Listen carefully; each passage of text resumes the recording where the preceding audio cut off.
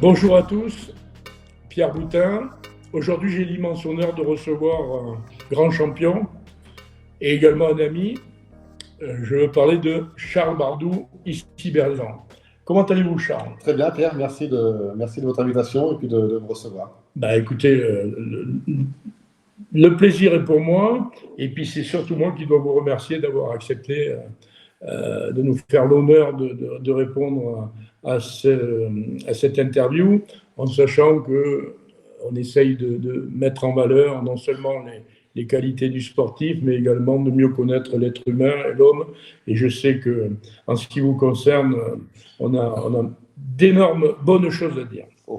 Alors, je vais commencer par. Vous avez quel âge, Charles? J'ai eu 40 ans. 40 ans. 40 ans cette année. 40 ans.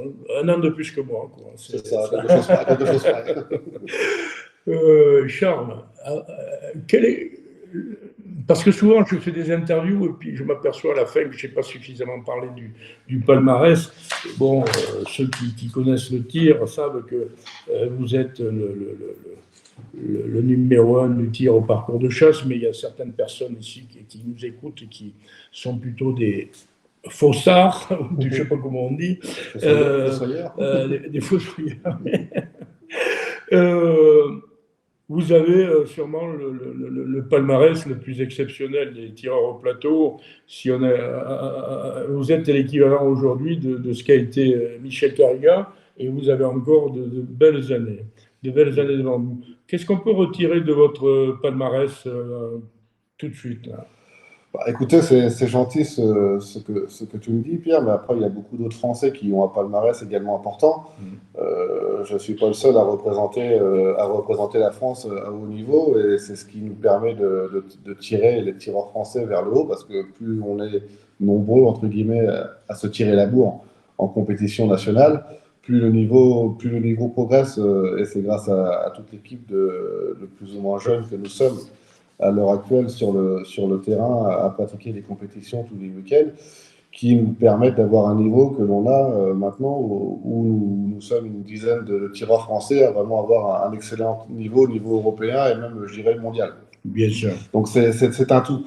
Après, me concernant, au niveau de mon palmarès, oui, j'ai un palmarès, voilà, il est comme il est, c'est sûr, il me manque juste un seul titre, le titre de champion du monde de parcours, auquel je travaille pour espérer l'avoir. Mais après, c'est un titre qui est très difficile à avoir, qui est très dur à conquérir, dans le sens où beaucoup de tireurs également le veulent, ont le niveau pour l'avoir.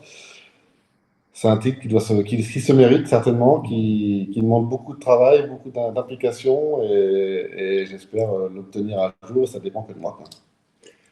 Vu de l'extérieur, quand je dis de l'extérieur, bon, je dois avouer que je suis issu du tir à la fosse et que j'ai connu le parcours de chasse de par mes activités, on va dire, nouvelles en termes d'acteurs du marché des produits qui tournent autour du tir au plateau. Et moi, je m'aperçois aujourd'hui que le titre de champion du monde de parcours de chasse, c'est sûrement dans le domaine du plateau aujourd'hui le plus difficile à obtenir. Alors, je ne connais pas les autres disciplines, donc je ne vais pas parler des autres disciplines. Je vais vous en parler un petit peu après, je vais vous dire après. Voilà, que je ne pratique pas. Mais il est vrai que ce type de parcours de chasse, le champion du monde de parcours de chasse, pardon, est très convoité sur le plan mondial. Ouais. Beaucoup d'Américains voilà. ont le niveau pour le gagner. Beaucoup d'Européens également. Voilà, Australiens, donc, mais surtout Américains, malgré tout à la base. Et puis Européens, on a quelques Australiens également, quelques autres pays, mais surtout l'Europe et les États-Unis qui courent après ce titre et qui se battent pour obtenir ce titre, qui est très, très convoité. En particulier aux États-Unis, vous en parlerez mieux que moi, mais je crois qu'il y a vraiment de véritables professionnels du circuit. C'est un circuit indépendant d'ailleurs. Les Américains ont plusieurs circuits, ont un potentiel de tireurs énorme par rapport au circuit français, du fait du nombre de licenciés, certainement. Je ne connais pas le nombre de licenciés aux États-Unis sur le parcours et le sporting. Ouais. Mais automatiquement, si en France on est 20 à 30 000 licenciés, s'ils sont 300 000, automatiquement ils ont un noyau de tireurs plus important. Mais malgré tout ça, comme je vous ai dit au début de cette interview, on n'a pas du tout à rougir. Non. Car en France, depuis quelques années, on a vraiment une bonne dizaine de tireurs français à haut niveau qui méritent et qui peuvent obtenir ce titre que tout le monde attend, quoi. Ah oui, c'est sûr que là, vous êtes sûrement, je sais que vous êtes un garçon modeste, le leader de la génération, mais c'est vrai que des Mathieu Delmas, des Christophe Auré, des Joël Moulier, parce que moi je ne connais pas tout le monde, et puis on a toujours oublié, vous allez sur vous tirez la bourre, mais à l'échelle européenne et mondiale, vous êtes là et bien là, et je dois dire que c'est exceptionnel. Mais peut-être on reviendra tout à l'heure sur le développement très spécifique de votre discipline dans le cadre du tir au plateau, et tout s'explique. Je pense que on reviendra un petit peu en volant. Alors, votre modestie a dit, bon, oui, mais je vais quand même rappeler rapidement votre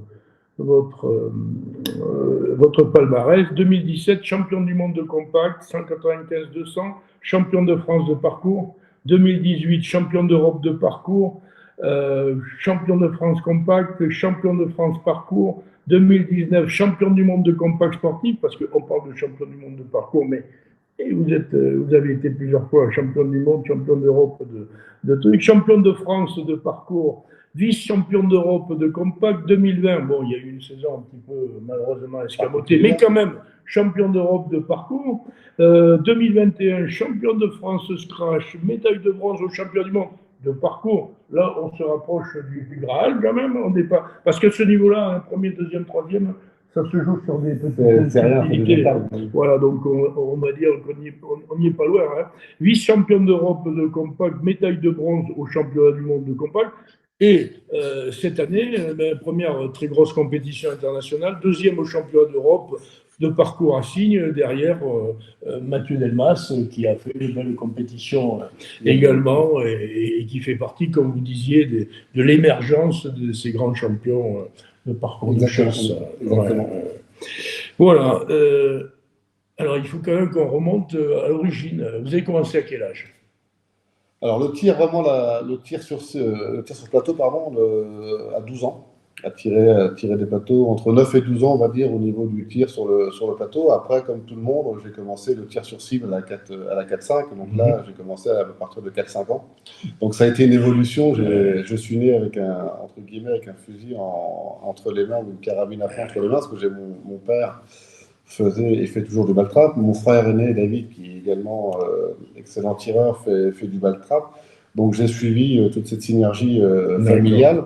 Et donc depuis l'âge de 4-5 ans, j'ai une carabine à plomb entre les mains ou un fusil. Mais vraiment, le tir au plateau, j'ai commencé à tirer le premier plateau à 9 ans pour faire mes premières compétitions à 13-14 ans au niveau régional et départementaux de ma région. C'est là que la dynastie avec votre papa, est-ce que votre grand-père tirait déjà? Non. La dynastie Bardou a commencé avec votre papa. Mon père, c'est lui qui a vraiment commencé le ball-trap. Après, je suis issu d'une famille de chasseurs. Hein, mes grands-parents chassaient.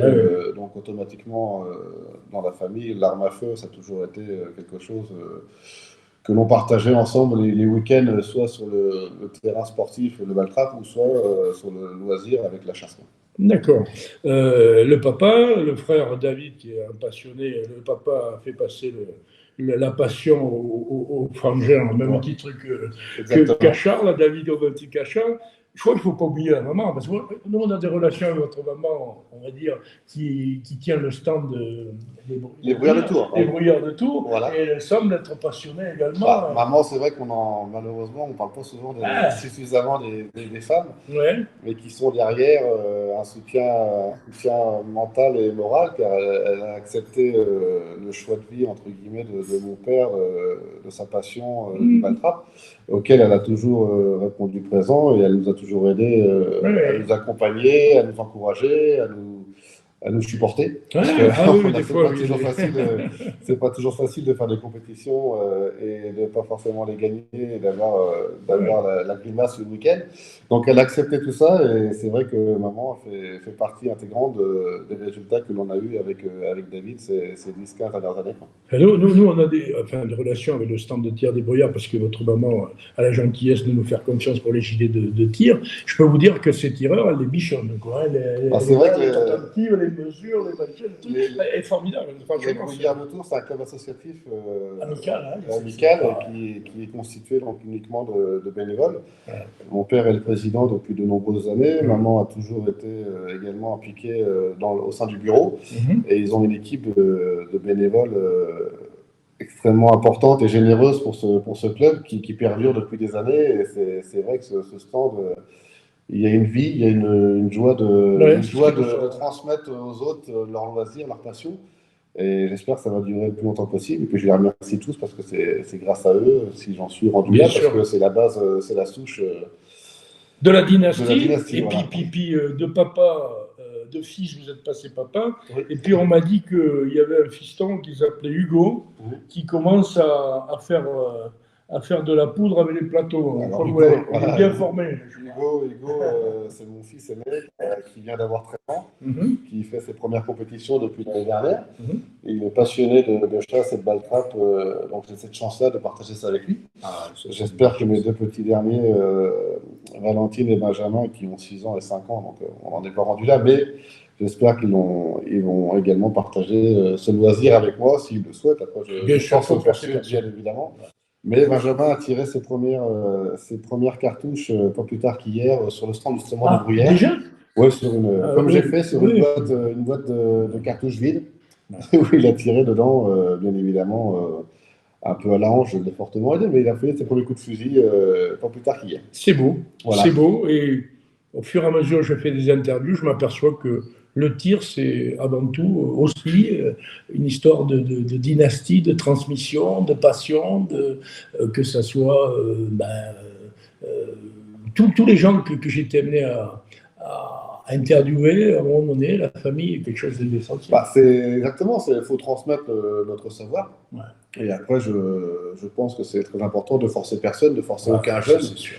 Et voilà, je sais qu'Hugo, c'est devenu naturellement parce qu'il m'a toujours accompagné sur les pas de tir depuis sa plus tendre enfance. Et je vois que Benjamin, mon fils qui a 5 ans hier, m'a dit papa, est-ce que je peux tirer au fusil? Puis je l'ai fait tirer. Donc voilà, c'est de transmettre sans forcer. Et c'est comme ça, je pense qu'on arrive à vraiment les rendre passionnés du sport. C'est bien. Voilà. Et puis quand on a un papa comme ils ont, c'est sûr que. Bon, moi, j'ai laissé faire ma petite fille, mais elle fait du golf. Vous voyez, j'ai pas de bol. Il y a beaucoup de points communs. Il y a beaucoup de points communs au niveau de la gestuelle. Peut-être ça viendra. Peut-être, bien sûr. Écoutez, Étape par étape. le tout, c'est que les enfants fassent du sport et qu'ils soient heureux dans ce qu'ils font. Il ne faut pas oublier votre épouse aussi, quand même, parce qu'elle vous permet aussi. Alors là, on va faire un break parce que je suis célibataire. on va couper le direct. J'ai plus de femme. Non. Ah, non, écoutez, on va quand même rendre hommage à toutes les femmes de Tira. Exactement. Bon, ben écoutez, ça fait une petite anecdote. Voilà. Ok. Alors, est-ce que dans votre jeunesse, vous avez été amené à pratiquer d'autres sports que le tir? Alors, j'ai fait beaucoup de sports, pas au niveau, mais j'ai été licencié au foot pendant des années. J'ai joué au tennis, j'ai joué au ping-pong, j'ai fait un peu de motocross, j'ai fait un peu de bicross. J'ai touché à tout. Vous savez, je viens d'un petit village du centre de la France, à côté de Tours, au sud de Tours, où mes parents habitent dans un petit hameau excentré du centre-ville, enfin du village. Donc automatiquement, il fallait que je me débrouille entre guillemets tout seul pour m'occuper les mercredis, les week-ends. Et donc la motocross, le bicross, la carabine à plomb et le ballon de foot étaient mes principales amies. Étant donné que j'étais le seul dans le village, le seul enfant. Donc je m'occupais tout seul avec ces sports qui demandent à jouer tout seul, quoi. Donc j'ai continué parce que j'ai vraiment apprécié tous ces sports et j'en ai fait pendant quelques années sur chaque sport que je viens de citer. D'accord. Et de toute façon, la passion a fait que vous êtes dédié et vos qualités aussi, parce que vous êtes dédié au tir. Exactement, voilà. Après, la passion de suivre, parce que donc David a 10 ans de plus que moi, enfin 9 ans et demi de plus que moi, donc de suivre les traces de son grand frère, ça a toujours été pour moi un exemple. Et puis l'amour entre guillemets des armes à feu, le sport et le sport que l'on pratique, qui est un très beau sport, qui demande beaucoup de qualité malgré tout, pour arriver à un certain niveau.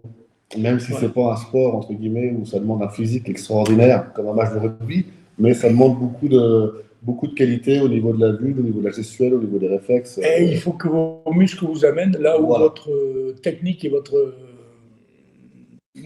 cervelle, je vais dire, va vous amener. Et du matin au soir, et de la même manière à 8h du matin qu'à 8h le soir sur les grandes compétitions.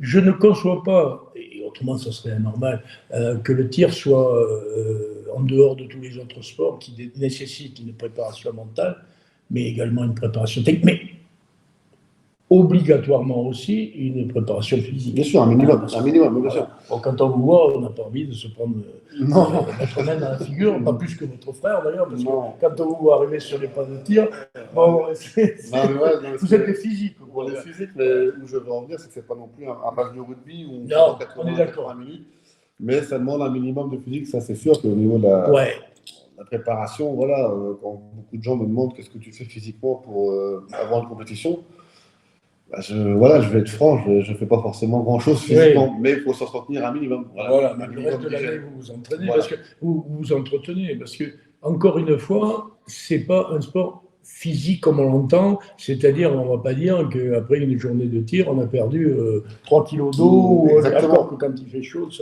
ça fait partie aussi des choses. Mais, à un moment donné, le matin, combien de fois j'ai vu des tireurs qui n'avaient pas cette forme physique, même des jeunes que les parents ont voulu mettre directement au ball-trap, qui n'ont jamais fait de sport. Le matin, ça va, on est en forme, c'est cool.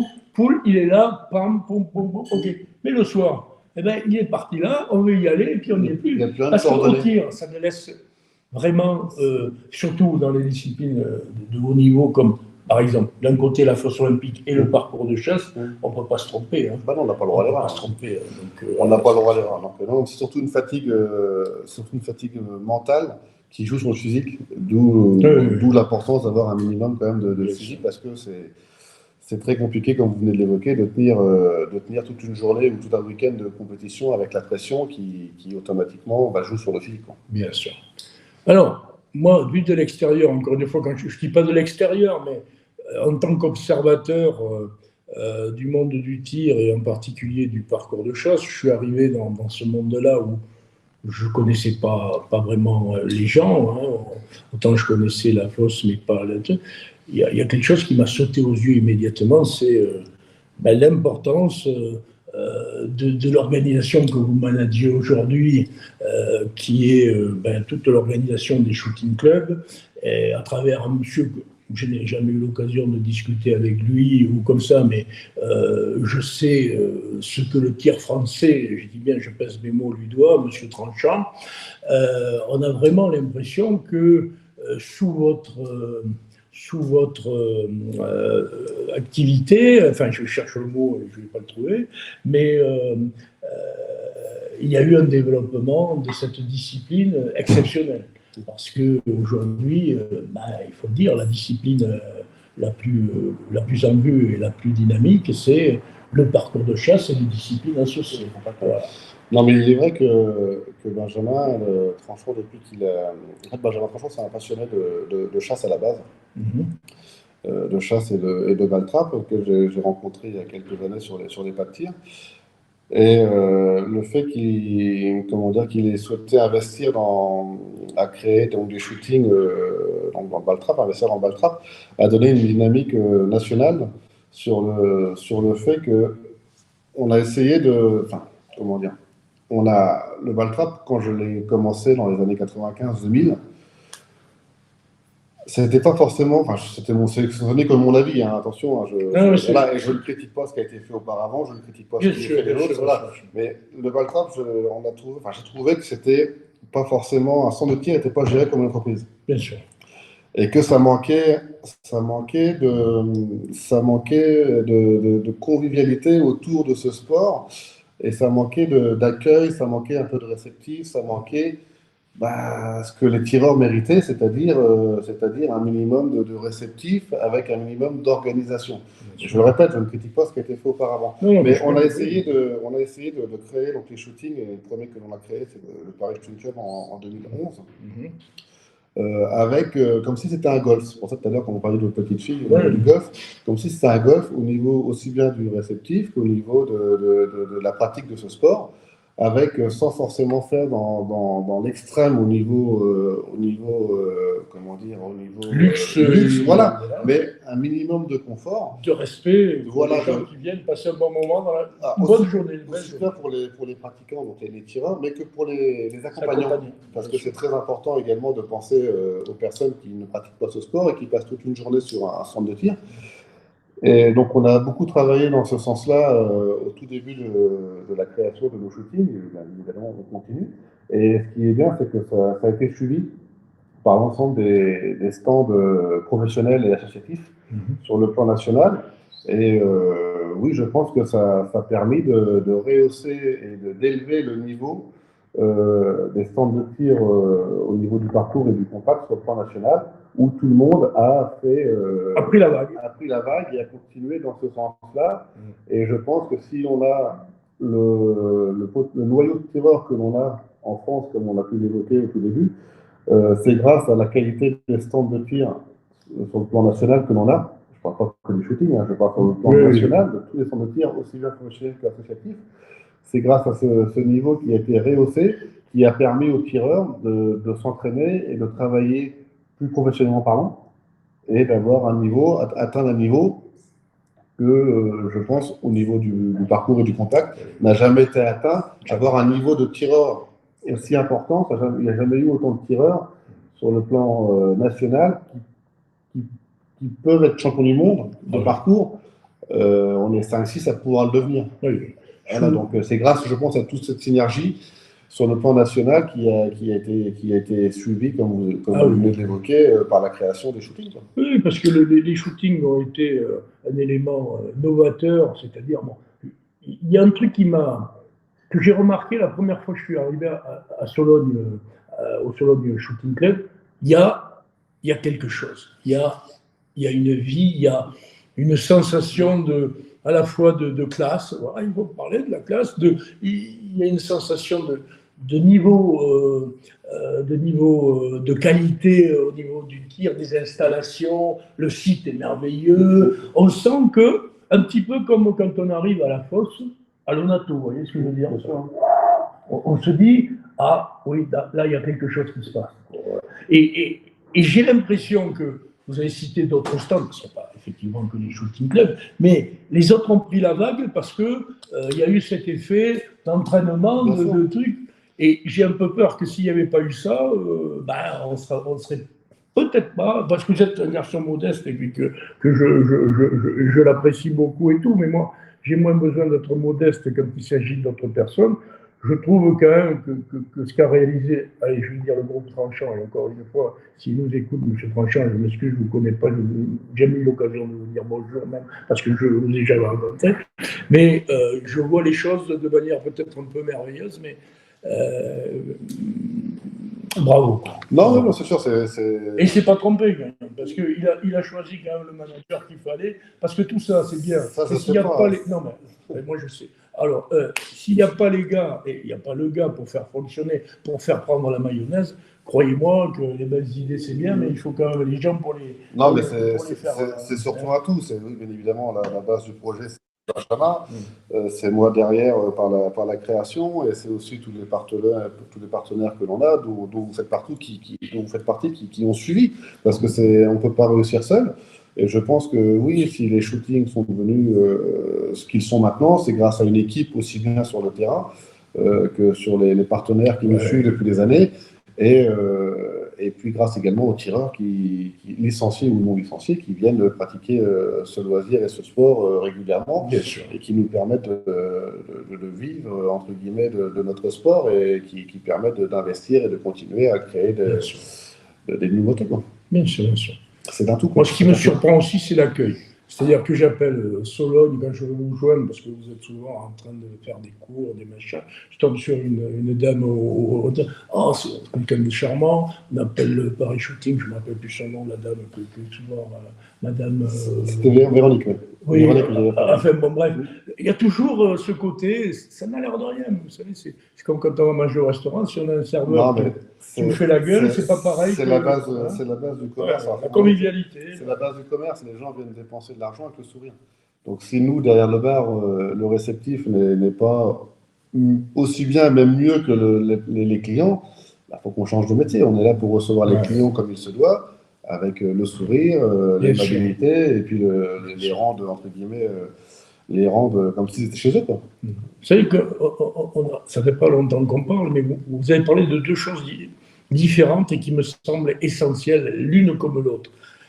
Vous m'avez parlé du côté associatif du stand des Bruyères, où vos parents font un boulot fantastique pour le tir, etc.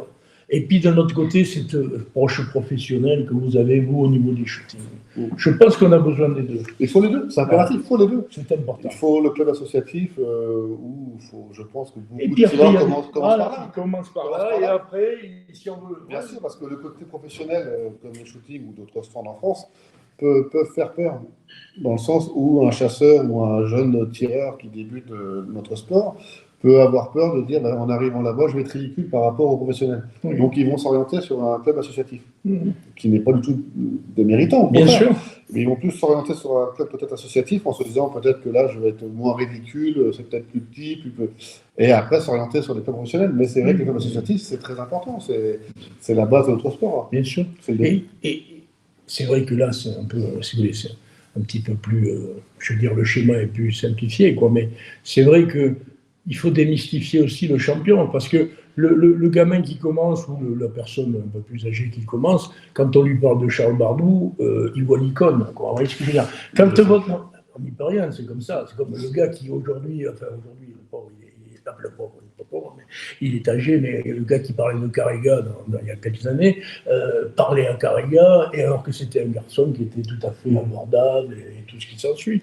Mais peut-être que votre papa, il dit, bah, écoute, allez voir Charles, au lieu de truc, et voilà. Il y a une transmission. Non, bien sûr, il y a une transmission automatiquement, donc c'est plus facile. C'est plus simple pour tout le monde, c'est sûr, mais on a besoin des clubs associatifs et des clubs professionnels, ça c'est bien évidemment. Si on aborde un petit peu, de manière un petit peu plus philosophique, le tir, est-ce que vous considérez que le fait d'avoir commencé le tir jeune et de faire du tir a impliqué dans le façonnement de votre personnalité certaines qualités?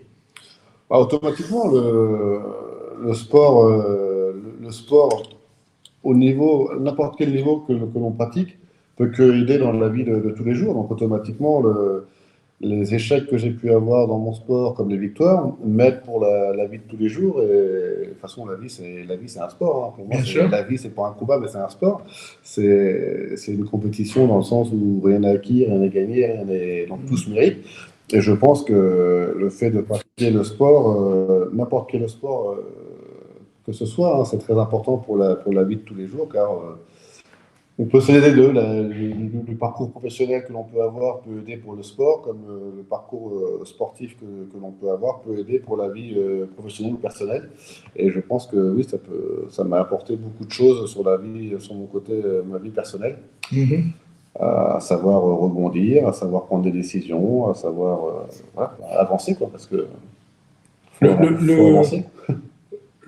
Peut-être que dans le tir aussi, il y a une notion de contrôle de soi-même qui est plus importante que dans d'autres sports. Je ne dis pas dans tous les trucs, mais allez, excusez-moi, je parle de moi. Par exemple, moi, j'ai commencé jeune comme vous. J'étais un des rares à l'époque, c'était pas aussi courant. J'avais un papa qui était passionné. Moi, j'ai passé le bac, les deux doigts dans le nez. C'est-à-dire, bon, mais je voyais mes copains qui avaient du stress, etc. Et moi, je disais, mais pourquoi ils s'en font? Vous voyez ce que je veux dire? Déjà, à ce moment-là, j'ai vraiment eu l'impression que d'avoir fait du tir, de m'être pris des claques, mes gamins, puis d'avoir été... Mais après, d'avoir appris à me contrôler, j'ai fait certaines choses dans ma vie avec un contrôle que je n'aurais sûrement pas eu si je n'avais pas fait du tir. Bien sûr, donc je pense que les deux se quand on vous voit, en tous les cas, on se dit, bon, c'est la force tranquille, quoi, c'est Charles. Ouais, des fois, ça peut... Ça bouillonne. On a le droit de... Ouais, l'apparence n'est pas forcément toujours... On m'a dit d'ailleurs, mais c'est l'anecdote, que de temps en temps, avec votre frère, ça pouvait, quand vous étiez gamin, ça... Ah non, ça chauffait. Avec David, non, bien évidemment, comme deux frères. Comme deux frères et deux sœurs.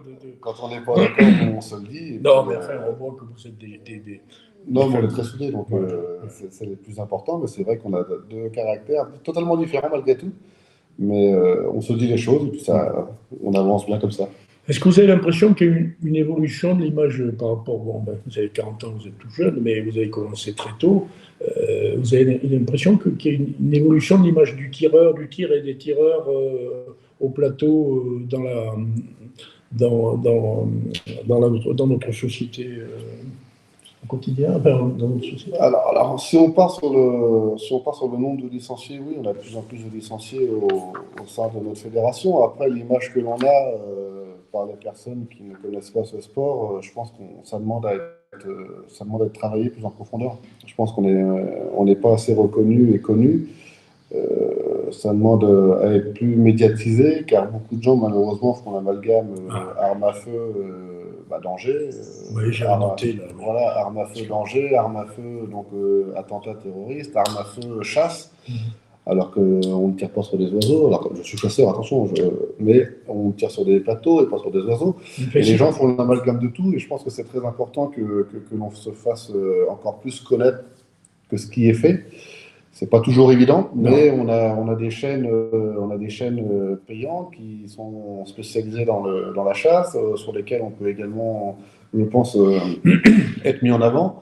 Et c'est vrai que c'est impératif, car sinon, on n'a pas forcément une belle image du fait qu'on ait une arme à feu entre les mains, et les gens font l'amalgame de tout ce que je viens de vous dire. Donc c'est important qu'on ait encore un pouvoir de communication plus important par les interviews que vous faites, comme d'autres peuvent faire, et que comme la fédération commence à faire de plus en plus, pour que l'on soit de plus en plus reconnu, mais ça demande, je pense, encore plus de travail. Et si jamais ce n'est pas fait, ça peut malheureusement vite. On ne connaît pas l'avenir du tir, on ne sait pas quel avenir on va avoir. Donc, on est important d'être. C'est important, je pense, qu'on soit soudé avec la fédération de chasse, parce que. Une arme n'est dangereuse qu'à travers le gars qui est au bout. Exactement, comme une voiture, c'est pas plus dangereux qu'une voiture. J'allais justement prendre cet exemple quand un camion, une voiture fonce sur des foules, c'est une arme redoutable. Bien évidemment. Mais c'est pas la voiture qui est responsable, c'est quand même c'est l'être humain qui est derrière. Alors, excusez-moi, mais ça n'exclut pas que. Il peut y avoir des excès aussi, comme aux États-Unis, où on peut se fournir une arme, comme on va acheter un kilo de. Voilà, et que. Je pense quand même qu'en France, à travers le fait d'avoir l'obligation d'avoir une licence, de ne pas pouvoir, etc., on peut travailler à ce que. Mais comme disait Cariga, un couteau, un machin, un truc, tout devient une arme et ça n'a de dangerosité qu'à travers le gars qui l'utilise. Je pense qu'il faut, c'est qu'on a deux fédérations, la Fédération française de la frappe, la Fédération française de tir. On a la Fédération française de chasse qui est quand même malgré tout, qui a un rapport avec nous. Et je pense que c'est important dans l'avenir à ce que nous soyons tous les trois réunis pour que l'on soit plus fort. Ce n'est que mon avis, mais je pense que l'union fait la force. Et si on est indépendant comme ça l'a été pendant des années, si ça reste comme ça, on ne sait pas notre avenir. Alors que si on arrive à former une équipe avec ces trois fédérations, je pense qu'on aura plus de pouvoir, plus d'impact et plus de communication pour mettre en avant ce sport qui est un très beau sport. C'est un des plus beaux sports, mais malheureusement, il y a une désinformation. Exactement. Incroyable. Par exemple, là, il y a eu un problème énorme aux États-Unis. De suite après, il y a des infos sur les chaînes publiques, etc., du style, oui, la chasse, le lobby, le machin, ça n'a rien à voir. D'abord, je voudrais être clair, je ne suis pas chasseur parce que, si, j'ai chassé quand j'étais gamin, mais je voudrais défendre un petit peu les chasseurs. Je sais bien, ça va peut-être gêner beaucoup de gens, même ce truc. Mais bon, s'il n'y avait pas de chasse, on ne serait pas là. Hein, je veux dire, depuis la nuit des temps, on a chassé alors. Mais l'homme est un prédateur. Voilà. Mais qu'on régule, qu'on achète, très bien. Mais qu'on arrête de faire passer les chasseurs pour des criminels, pour des machins, alors que 99,9999%, comme dans la population normale, ce sont des gens très bien. Et puis, voilà, le tout, c'est de faire les choses normalement, mais pour éviter la désinformation, comme vous avez dit, et là je suis à fond derrière vous, il faut qu'on réalise, qu'on informe les gens. Et c'est pas en laissant les chasseurs d'un côté, la FFT, le machin, le truc, qu'on va y arriver. Il faut qu'on ait un message commun faut qu'on Parce soit que- soudés, toute cette Voilà. confédération. Je C'est suis comme ça d'accord qu'on avec pourra, vous. je pense, avoir une meilleure image que celle que l'on a, qui est malgré tout de mieux en mieux. Et c'est à travers des gens Mais- comme vous. Parce que c'est en montrant que le champion des champions, ah ben tiens, il faut que je pense à vous remettre votre trophée de l'année 2021, un truc comme ça, on parle de choses, mais ça c'est notre truc. Mais de montrer l'image des champions, de montrer qui nous sommes, d'arrêter d'imaginer qu'on est des monstres pour tirer des Vous savez, j'ai une expérience que l'on a faite avec mon père. J'étais en bac pro dans les années 2000 et ma prof principale me dit, mais Charles, qu'est-ce que c'est que le baltrap? Ma prof principale au lycée. J'explique rapidement, le baltrap, c'est une arme à feu, on tire sur des assiettes. J'explique très rapidement ce que c'était. Elle m'a dit, mais ça serait intéressant que vous présentiez ce sport à votre poste de sport pour éventuellement faire découvrir votre sport à toute la classe. Ouais. J'ai écouté, je dis oui, j'ai en plus mon père un stand est président d'un stand associatif à une quinzaine de kilomètres de Tours. Je dis, il n'y a pas de souci. Donc j'ai présenté ce sport à ma prof de sport qui tout de suite a dit, OK, on s'organise, on fait 2 ou 3 séances, plutôt que de faire sport qui était prévu 2 heures de, je sais pas, de foot, badminton, de course à pied, on fait 2 ou 3 séances de baltrap avec votre père et votre frère. Et en fait, on a, pendant 3 fois 2 heures, c'était le jeudi après-midi, je crois, on avait pris le câble, on est allé sur le stand de tir des brouillards de Tours avec mon père et mon frère comme moniteurs, et on a fait tirer à tous mes petits copains de classe, tous mes collègues de classe, au baltrap. Et 99,9% ont adoré ce sport. Alors que personne connaissait, personne, en plus, il n'y avait aucun qui était forcément chasseur dans le lot. Et ils ont tous apprécié et ils m'ont tous dit, mais il faut en faire. Donc on avait fait trois après-midi où on avait fait découvrir un peu à l'américaine, parce que c'est ce que les Américains font, ils emmènent les ados et les jeunes faire du baltrap. On avait fait ça pendant 3 jeudis après-midi où on avait fait découvrir le baltrap, ils avaient tous adoré ce sport qu'ils ne connaissaient pas. Et ça les avait responsabilisés, je me rappellerai toujours, on avait dans la classe, on avait quelques élèves qui étaient un peu perturbateurs, encore plus que moi. Ça les avait calmés? Et non, ça les avait responsabilisés. Parce que mon père leur avait dit avec sa voix grave, je me rappellerai toujours, écoutez, ici c'est moi qui commande, si vous ne m'écoutez pas, vous remontez dans le bus et vous repartez. Parce qu'une arme à feu, ça peut être dangereux, peut être dangereux. Bien sûr. Et ça les avait responsabilisés et ils avaient passé vraiment un moment où ils s'étaient régalés en faisant du tir au plateau. Donc comme quoi ça peut plaire à des jeunes qui ne connaissent pas du tout ce sport. Et c'est à nous, en tant que responsables de stand de tir et puis aux fédérations, de faire découvrir ce sport à tous les jeunes. C'est à nous de travailler là-dessus.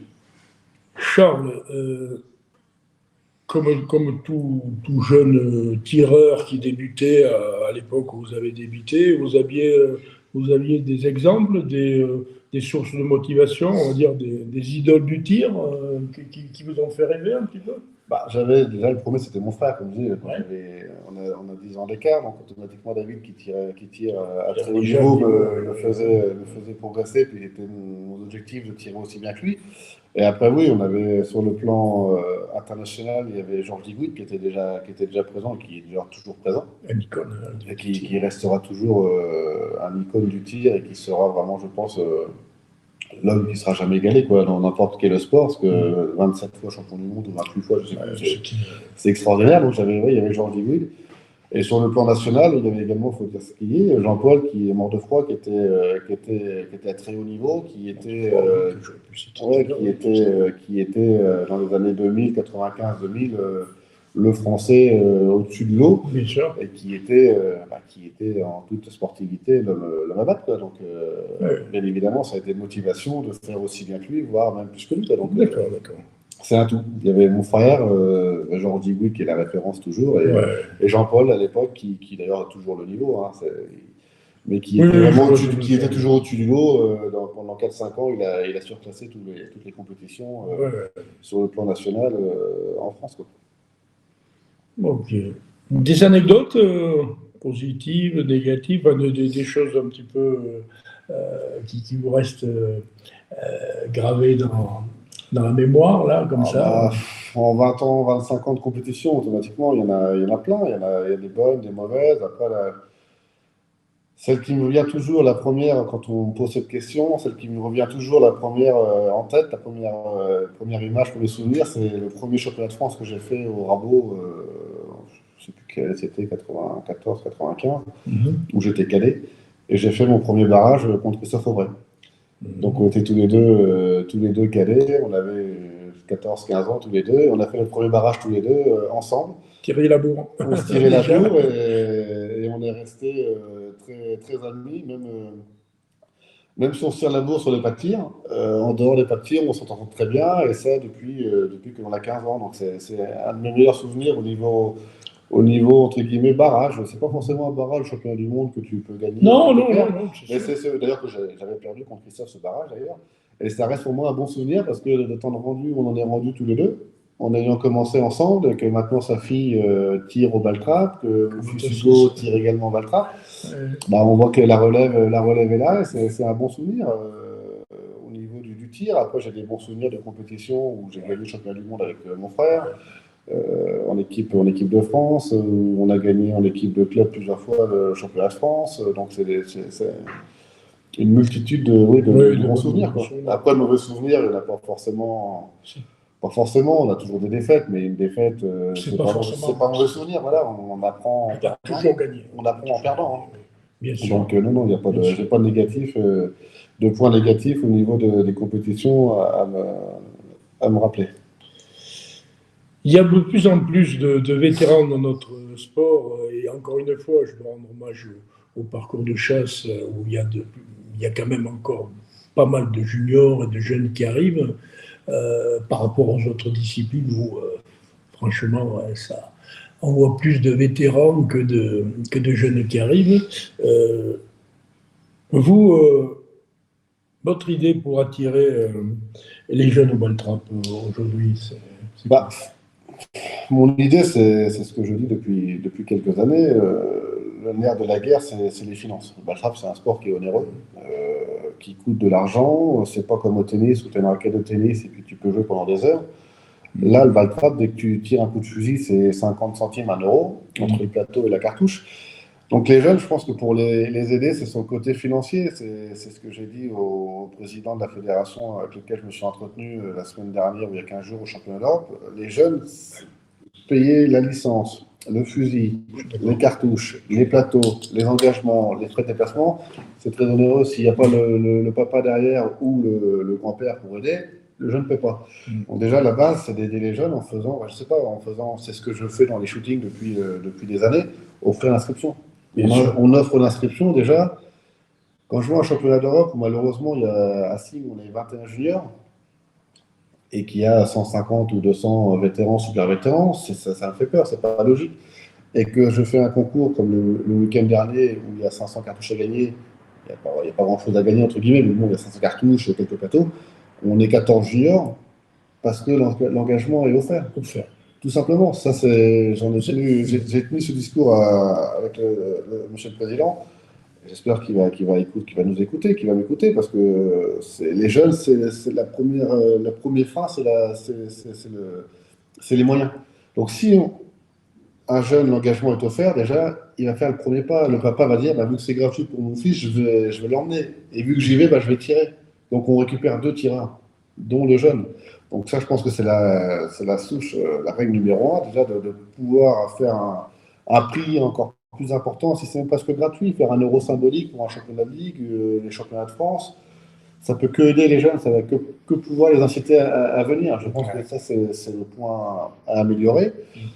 Et après, les jeunes, il faut les encadrer. Donc, une école de tir a été mise en place par la fédération, tout ça, c'est bien, très bien, mais il faut continuer dans ce sens-là, car les jeunes, c'est l'avenir. C'est pas moi, c'est pas vous, Bah, vous, c'est quand même pas. non, Alors, moi, mais, je suis d'accord pour moi, mais non, mais même moi, enfin, voilà, à 40 ans. j'arrive, voilà, au bout de 40 ans, bon, bah, Non, non, non, encore 40 ans. 4-5 ans, être au niveau peut-être, mais les jeunes, il faut les aider. Donc, pour moi, Quel âge il a dit, oui. oui, il a 50, 57 ans. Bon, voilà, Ouais, je mais pense que dans ça, 17 ans, on reparlera du ça, palmarès. non, mais On reparlera ça du un être à palmarès. part. Mais je pense que voilà, les jeunes, il faut les aider. encore plus en les aidant financièrement. Voilà. D'accord, Donc, d'accord. ça, c'est là-dessus Non, non, mais que la fédération, je pense, travaille. Et j'ai tenu ce discours à Jean-Michel Montouffis il y a 15 jours. Et j'espère que. La fédération travaille là-dessus en ce moment. Non, j'espère. Vous avez mis la petite graine. On en a parlé. Donc, j'ai dit voilà, quand je vois 21 juniors au championnat d'Europe, oui, ça me fait peur. C'est pas normal. Et encore, croyez-moi, cette semaine, il y avait la sélection pour l'équipe de France de fosse universelle.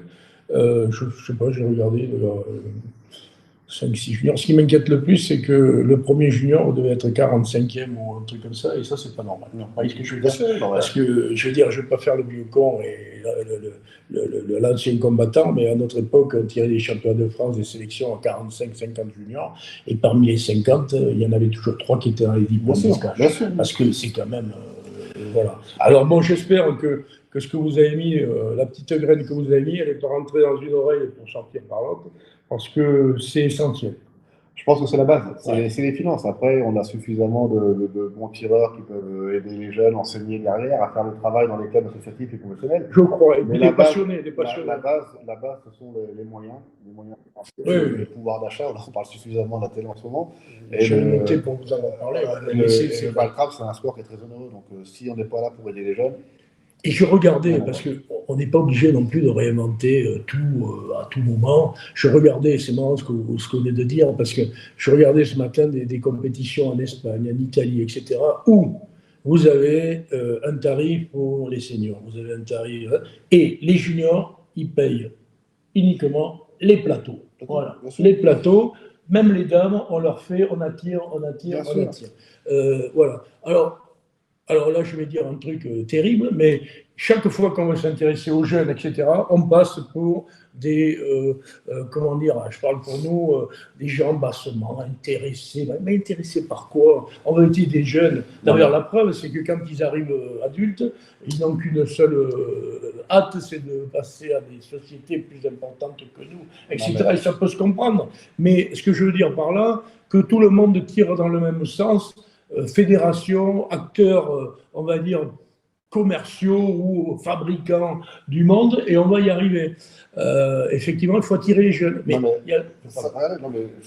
vous coupe, mais quelque chose qui m'interpelle, en championnat d'Europe ou championnat du monde, si M. Palenka m'entend, il m'entend de ce que je veux dire, mais c'est que mon avis.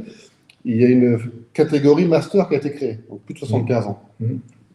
C'est normal, ils ont le droit de tirer au ball-trap, il n'y a aucun souci. Pourquoi on ne fait pas une catégorie cadet au championnat d'Europe et du monde? Ça n'existe pas. Alors, on va créer une catégorie master pour les personnes d'un certain âge. Oui, normal. Et un cadet qui a 13 ans va se battre contre un gamin de 21 ans. Qui a une chance de gagner. Donc, on va aider encore les personnes aider, c'est pas aider, on va récompenser les personnes d'un certain âge. Parce que c'est vrai qu'à 75 ans, on peut plus se battre contre des personnes de 55 ans ou de 65 ans par la vue, les réflexes, l'envie, etc. Mais on n'aide pas les jeunes encore. C'est la preuve qu'il en est, c'est qu'on va tirer notre sport sur des personnes d'un certain âge et pas sur les jeunes qui est l'avenir. Un gamin qui a 13 ans n'a aucune chance de faire un podium au championnat d'Europe et du monde contre un gamin qui a 20 ans. C'est pas possible. Parce qu'il n'a pas l'expérience, il n'a pas la maturité, il n'a pas le physique. Pourquoi on ne crée pas une catégorie cadet pour les motiver à la FITASC pour motiver? Et on aura plus de jeunes. On aura plus de jeunes. Et le premier, mon fils, Hugo, qui aurait pu faire l'année dernière championnat d'Europe à Signes de compact sporting, je ne l'ai pas inscrit parce qu'à 12 ans, pour finir dans les derniers juniors, ça ne peut que le démotiver, ça ne peut que le décourager. Je suis d'accord. Je n'ai pas voulu qu'il le fasse pour une raison qui est très sage également. Très sage.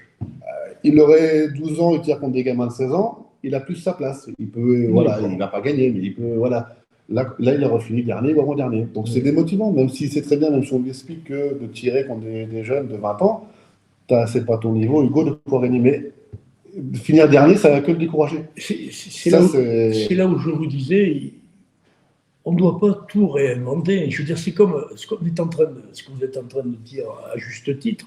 C'est comme si on disait un minime au football, je ne sais même plus si c'est la catégorie, va jouer avec des moins de 20 ans.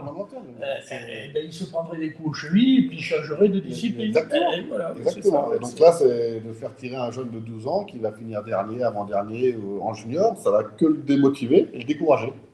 Parce que personne aime être dernier ou avant-dernier. Alors que si on fait une catégorie cadet, Bon, il y aura toujours un dernier, bien évidemment, mais dans sa catégorie cadet, il va pouvoir espérer faire quelque chose et pouvoir se battre et éventuellement faire un podium. Donc là, la preuve en est, c'est qu'on fait pour les personnes qui n'ont pas d'avenir, malheureusement. 75 ans, excusez-moi, c'est pas l'avenir du tir. Et on ne fait pas pour les jeunes qui débutent. Oui, oui, d'accord. Ce qui fait la beauté du tir, mais bon, le fait de faire du super vétéran, c'est bien. Ce que je veux dire par là, c'est plus que bien même. Mais ce qui fait la beauté du tir, c'est que de 10 ans, en ce qui concerne votre fils, à 80 et quelques années, si on conserve un peu les yeux, on peut réussir quand même à rester dans le cadre de la pratique de sport. Pratiquer, c'est extraordinaire. Quel est le sport qui le permet? Très peu. C'est extraordinaire d'avoir une longévité de carrière. Ah, oui. C'est extraordinaire. Donc c'est pour ça qu'il faut aussi aider les jeunes. Et que les jeunes, ils rentrent dans la carrière. Donc ça a été fait en junior, ça a été fait pour les cadets au sein de la fédération, ce qui est très très bien depuis quelques années. Et je pense que mon père y est pour quelque chose il y a 15-20 ans quand j'étais cadet, parce que lui, à l'époque, avec monsieur Pisani qui a mis ça en place. Un grand président. Exactement. Et c'était important d'aider les jeunes. Et voilà, je pense que maintenant, il est temps de faire pareil à la FITASC. Ok. Bon. On parlait tout à l'heure un petit peu de risque. On a parlé du risque à court terme, le plus important aujourd'hui, qui est sûrement le risque économique, parce qu'il y a une inflation sur les cartouches, les machins, et tout ça, les plateaux, enfin bon, tout augmente. Mais il y a aussi pas mal de problèmes, on va dire, de voisinage, comment vous voyez un petit peu les choses? Ça s'améliore un peu ou il y a Alors moi, en ce qui me concerne, au niveau des stands de tir, les shootings, on n'a pas trop de soucis sur les 4 stands existants que l'on pratique notre loisir et notre sport. Après, sur le plan national, je sais que la fédération quand même aide beaucoup les stands de tir. Donc, je sens qu'il y a un avocat, etc., pour les soutenir. Donc ça, c'est très bien et c'est impératif, car c'est sûr que, comme on l'a dit tout à l'heure, notre avenir peut être incertain si jamais on ne se défend pas, notre sport. Technique du tir, vous êtes non seulement vous êtes quelqu'un de doué, mais vous avez travaillé énormément la technique. La technique, oui, c'est mon père et mon frère qui me l'ont transmise. Moi, j'ai la technique la plus simple, c'est que tête-pan, comme on dit, la vieille école. Après, il y a plusieurs techniques, bien évidemment, pour arriver à haut niveau également, mais je pense que celle-ci est la plus simple. Et c'est vrai que la technique, c'est le facteur numéro 1 pour arriver à un certain niveau. Après, c'est le mental qui fait la différence, mais pour arriver à un certain niveau, bien évidemment, c'est la technique qui prime. Quand on regarde ce que vous faites, l'immense boulot que vous faites dans les shooting clubs, c'est aussi, moi, ce qui m'a vraiment, que j'apprécie, c'est que vous n'êtes pas sur un stand de tir pour servir une bière derrière un bar ou comme ça. Vous êtes du matin au soir en train de donner des leçons, d'apprendre aux gens à tirer. Est-ce que là aussi, la spécificité des shootings, où il y a toujours des techniciens pour former, c'est pas un petit peu le manque qu'on a ailleurs? C'est-à-dire, est-ce qu'on a suffisamment de vrais techniciens en France pour justement fédérer un petit peu tout ça et apprendre aux gens à tirer? Non, mais je pense que oui, on a suffisamment de personnes qui ont le niveau pour pouvoir transmettre. Après, faut-il le vouloir? Après, faut-il vouloir transmettre son savoir-faire? Faut-il savoir le faire? Parce qu'on peut être excellent tireur sans forcément être pédagogue. On peut très bien aussi ne pas forcément avoir un niveau et un palmarès extraordinaire pour être bon pédagogue. Donc non, je pense que sur le plan national, il y a quand même pas mal de gens, de tireurs, qui peuvent transmettre leur savoir. Ouais. Après, oui, il faut le travailler, il faut le développer. Par contre, je suis d'accord avec vous. Dans le monde du tir, on a trop tendance à imaginer qu'il n'y a que les super champions, etc., qui sont capables de Non, c'est comme si en football, je prends souvent l'exemple, un garçon comme Giroud n'a jamais joué plus que promotion d'honneur, je crois. Ça ne l'a pas empêché d'être un des meilleurs entraîneurs de France. La technique, c'est autre chose. Non, ça n'a rien à voir. Ou les perchistes qui sautaient des hauteurs, leurs entraîneurs. Je m'appelle, il y avait un gars qui s'appelait Oubion, un truc comme ça. Ils n'avaient jamais sauté aussi haut qu'eux, mais ils étaient des techniciens. Ils voyaient, non, je pense que sur le plan national, il y a suffisamment de personnes compétentes pour savoir transmettre la pratique du jeu, la technicité. Il y a suffisamment, enfin, il n'y en a jamais assez, mais il y a quand même pas mal de stands qui sont capables de les recevoir pour pouvoir apprendre aux jeunes de tirer. Il est très important, ça je me bats avec beaucoup de stands pour avoir un parcours dédié à l'initiation, parce que c'est vrai qu'on a des stands de tir, on arrive, la base du tir pour apprendre à un débutant, c'est un rentrant et un fuyant. Et c'est vrai qu'un parcours d'initiation, c'est très important. Je pense que c'est le seul point qu'il faudrait améliorer dans certains stands, c'est le parcours initiation qui n'est pas présent. Et un jeune qui souhaite débuter, s'il arrive sur un parcours qui est trop difficile par rapport à son niveau, il ne progresse pas, donc il peut se décourager. Donc il faut que l'on travaille, et moi le premier, au sologne et dans les shootings, à ce qu'il y ait encore plus de plateaux, de trajectoires ou de parcours adaptés pour ces gens-là qui veulent découvrir et apprendre. C'est une chose différente d'ailleurs.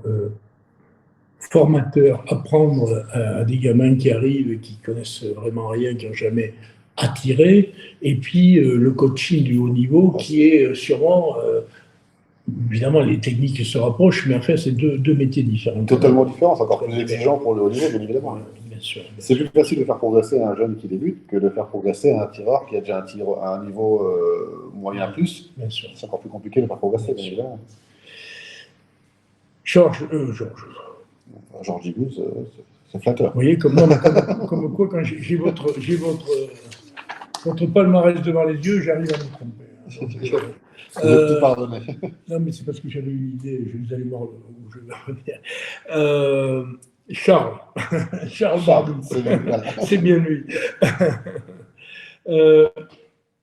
On parle de palmarès, mais aujourd'hui, là, à l'instant T, vous sortez d'un championnat, on a dit d'Europe, vous avez fait encore, et tant mieux, tant mieux, tant pis ou tant mieux, etc. Bref, dans l'absolu, médaille d'argent, hein, c'est une belle performance. Quels sont vos objectifs à court et à moyen terme? Pour cette année, l'objectif, j'ai deux gros objectifs. Après, si ce n'est qu'à chaque compétition où je participe, j'y vais pour gagner. Le championnat de ligue de compact qui est ce week-end, je vais y aller pour gagner, bien évidemment. À chaque fois que je participe, c'est pour gagner. Mais j'ai malgré tout deux gros objectifs cette année. Le premier est de gagner pour la 5e année de suite le championnat de France de parcours. Ça fait 4 ans que je le gagne d'affilée, donc si je pouvais faire une 5e année, ça va s'arrêter à un moment donné, bien évidemment, mais c'est un objectif. En plus, ça se déroule au Nîmes Shooting Club, donc je serais assez fier de le gagner sur mes terres. Donc même si certains vont peut-être dire, oui, il est chez lui, c'est normal, mais non, on n'est jamais favori, même chez soi.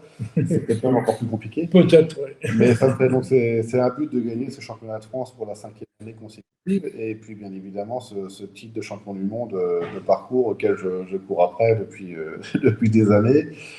Donc c'est à moi de tout faire pour le conquérir. Donc, troisième l'année dernière, je crois. Oui, troisième l'année dernière. Troisième, c'est très bien. Non, on va y arriver. Ça dépend que de moi. Vous allez y arriver. Ça dépend que de moi. Nous, on va vous apporter toutes nos ondes plus que positives.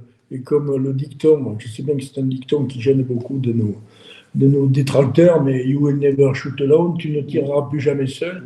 Alors oui, c'est vrai, c'est un truc que j'ai, je me suis inspiré d'un club de foot, Liverpool, parce que Liverpool, pour moi, et pour le gamin que j'étais à l'époque, c'est non seulement un club de football, mais c'est une famille où vraiment, voilà. Et j'ai souhaité recréer dans ce dicton la même chose. On s'inspire toujours des meilleurs et j'ai essayé de le faire.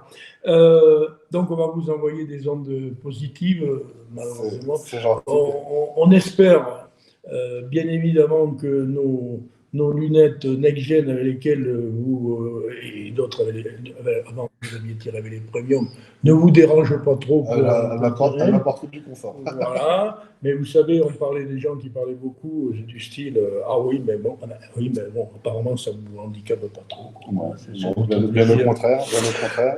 Mais je ne veux pas trop parler de publicité, de produits, parce que voilà, si on arrive un petit peu au bout de notre. On pourrait parler encore, et vous savez qu'on a comme projet de faire une interview un petit peu plus directement sur un pas de tir, sur un des Sologne, etc. Voilà, mais si vous aviez, vous, quelques mots de conclusion de votre côté, ça serait quoi? Non, bah écoutez, moi surtout, Pierre, je voulais vous remercier pour ce que vous faites avec Sophie pour l'ensemble de notre sport, c'est-à-dire des gens comme vous qui innovent, qui apportent votre savoir-faire. On en a tous besoin. La concurrence aussi, parce que vous êtes copié, vous êtes peut-être jamais égalé. Non, toujours copié, mais pas égalé. Non, mais je rigole. Mais laissez-moi vous arrêter juste. Non, J'ai beaucoup de respect pour tous mes concurrents. Alors, je vais même citer des concurrents ici pour me démarquer un petit peu de l'attitude de certaines personnes. Voilà, il y a des lunettes fabuleuses qui s'appellent Pila. Il y a des lunettes fabuleuses qui s'appellent Delaro. Des lunettes, voilà. Il y a des lunettes un petit peu plus bon marché qui s'appellent Browning. Je viens d'oublier, excusez-moi. Beretta, patati patata. Mais moi, je respecte tout le monde parce que je pense que ce sont tous des bons produits et que, voilà. Alors, c'est comme les voitures, on choisit une Mercedes, une BM, une Renault, une machin. C'est pas pour autant qu'il faut dire des méchancetés, des trucs. Je le répète, et même si ça me fait... Voilà, il n'y a pas que des crosses, il y en a d'autres. Voilà, on essaye de faire avec nos petits moyens, parce que nous sommes une petite société, aujourd'hui, vous voyez qu'on n'est pas une multinationale, okay, de faire des produits, de faire marcher notre matière grise pour se démarquer un peu et tout ça. Mais on respecte tout le monde et on ne demande qu'une chose, particulièrement en France, parce que généralement, à l'étranger, on est très respecté. On parlait d'Australie tout à l'heure, qu'on ne me demande jamais de choisir entre le chiffre d'affaires que je fais en Australie et celui que je fais en France. Et pourtant, on n'est pas australien, on est très bloqué. Mais voilà, on demande un petit peu de respect. Voilà, c'est tout. Non, mais voilà. Il n'y a pas que nous, et croyez bien. Non, il n'y a pas que vous. Comme on dit, la concurrence peut faire que avancer, aussi bien pour vous que pour les autres. Bien sûr. Et donc, malgré tout, je le redis, merci pour tout ce que vous faites, aussi bien pour les crosses que pour les lunettes, que pour les accessoires et tous les projets que vous avez derrière. Vous savez, comment dire, avec votre passé professionnel, vous vous en servez pour créer sur notre sport. Donc, c'est que valorisant pour notre sport en France, d'avoir une personne comme vous et votre équipe qui propose des nouveautés, qui innove et qui font avancer notre sport. Je me répète, mais c'est en toute honnêteté. Et puis, bien évidemment, que oui, il y a d'autres marques, il y a d'autres confrères, et on est tous là pour vivre et travailler ensemble. Par contre, Charles Bardou, il y en a qu'un. Et des gens qui ont votre qualité. Et croyez-moi, au fil des jours, au fil des semaines, au fil des mois, des fois, je ne peux pas dire que des fois on n'est pas un petit peu fatigué de certains comportements comme ça. Mais heureusement qu'il y a des gens comme vous, et là je ne parle même pas du sportif, je parle de l'être humain, pour nous donner un peu de fraîcheur, un petit peu voilà, des gentlemen. Ça ne court pas les rues, mais ça fait du bien quand même. Ouais, non, c'est bien. Alors, moi, je vous dis merci. Je me considère pas comme moi, je vous dis merci parce que y a beaucoup de gens qui imaginent que les relations entre un champion comme vous, une société telle que la nôtre et tout, c'est basé sur des critères uniquement d'intérêt, etc. Moi, je me rappelle, un jour, je suis passé au Salon du Ball Club, vous attestez, on ne se connaissait pas vraiment. Et je suis dit, c'est parce que je veux vous dire un truc sur ce fameux Georges. Vous voyez de quel Charles m'avait dit non, Pierre, là, non, moi je suis pas prêt parce que. Puis un jour, je suis arrivé avec une lunette et on m'a dit, faites-moi essayer. Ouais. T'as essayé? Il dit, là oui, Pierre, je viens avec vous. Mais on n'a jamais discuté d'autre chose que voilà, c'est un rapport entre. Et depuis, on est devenus amis et je dois dire que. Pas une seule fois depuis que nous sommes amis, je le dis. J'ai eu à regretter de vous avoir rencontrés la première fois, donc je vous dis merci. Merci au nom de ma fille, qui vous apprécie aussi, de toute la famille Choutov, des